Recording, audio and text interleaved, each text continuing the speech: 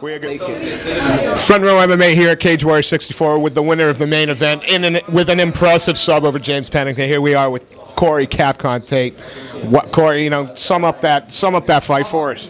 Well, like I said, it was just it was a bit back and forth. His exchanges was a bit better than I thought it was going to be. I wanted to try and keep the range, pick my shots, stay off the cage, and all of that, because he's just good at forcing people to fight his fight and grapple with him. Yeah, I was trying to stick to my game plan. Let's keep the range, keep the range, keep the range. Before I knew it, he was like climbing on my back. So like, yeah, I was thinking, well, let's just switch it up, just start fighting him. You know what I'm saying? Yeah, once I thought like that, before I knew it, his back was against the cage. I was on top of him.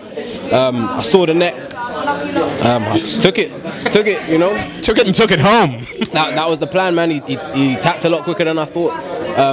But yeah, like, not taking anything away from him, man. He's a good fighter.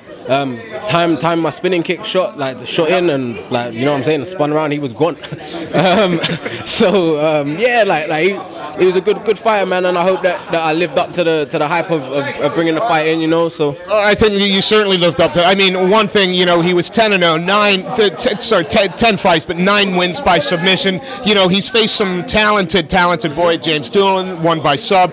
When he did get that takedown and started to try and work, was there? You looked very relaxed. Did you feel that there was? Did you feel the pressure at all, or was it just, you know, not as bad as you thought when it was down? No. Pressure doesn't ever really faze me, man. I'm not one to, like, fold under pressure like that. Like, it's a fight. I know anything can happen, so I could make a plan. He can make a plan. I could kick him, he starts bleeding. He could hit me, I start bleeding, and the plan changes. So I was never worried. I didn't plan on him taking me down so quick, but you just keep it moving. You know what I'm saying? Keep moving. I wouldn't say he was weak, but he just wasn't as strong as I thought that he would be. And yeah, before I knew it, yeah, kicked him off, up on my feet. I tried to keep that range again, but he shot in on me. And yeah, I'd say that was his mistake, because again, like I said, a lot of fighters have gone wrong with him by exchanging the grappling. Now you got to break away, make some space. You know what I'm saying? Throw some jabs, like, you know what I'm saying? Like make him think a little bit. But because when people are grappling, I wouldn't say it's mindless, because you can't say that at all. Yeah. But it's very free flowing.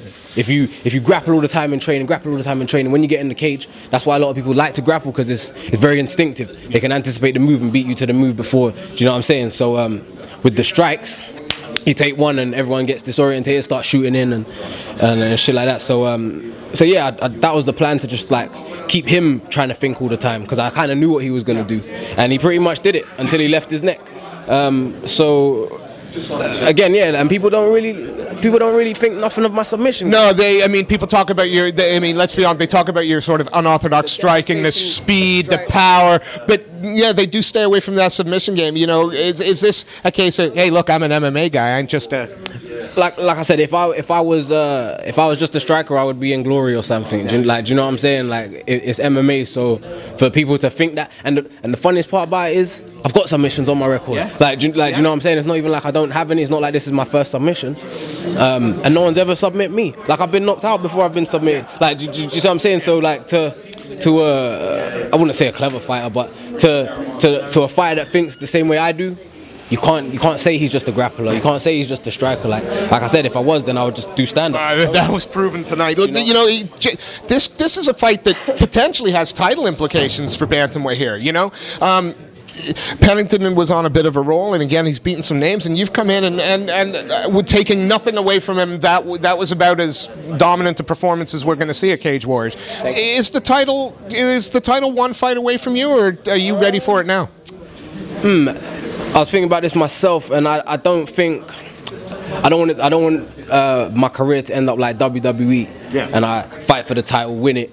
Then someone else comes along, beats me, then I'm screaming for the title. No, man, I'll get my title back, and like, you know what I'm saying? No. So to me, I'd rather just put my work in, get to where I need to, so then in my mind, when I know I'm ready for the title shot, there's no games. I take it, and it's mine. No one ever taking it from me again. So I don't believe I'm exactly at that point yet, So I'm not going to start screaming out, yeah, I need my title shot now, man, and I'm not going to start screaming that just yet. I still got some work to do, and I just take it in my strides, man, and hopefully, yeah, that day will come. How busy do you want to be this year then? You know, are we looking 2 or 3 fights, 3 or 4? What would be ideal for you? Well, I know I'm getting them in. I don't know how many exactly I want this year, but I had a bit of time off last year and didn't like it. Not for you. So yeah, man, I was itching today. I was sitting there thinking this was going to be a 3-round war of both coming out bleeding, blah blah blah blah, you know. But yeah, like I said, 3 minutes. And here you are, almost as pretty as me. It's amazing. After a fight as well. I'm trying. Look, I know there are other people waiting to talk to you. It was a fantastic performance over a guy that people were saying was a contender for the title, so it's got to put you up there. Before we let you go, is there anyone you want to give a shout out to? Any sponsors you'd like to thank? Yeah, definitely. One Stop MMA, Boxing Clever. What are the others? Yeah, Funky Gums for the mouth guards. What else we got there? We got to shout out Bad Boy. Fight Agents, Guru Performance. Is that it? And if there's anything forgotten, we will put it up on Facebook. You know that. Go ahead. Let it come up at the bottom of the screen somewhere there. We can do that for you. A pleasure to watch you work. Fantastic performance. Thank you so much for your time.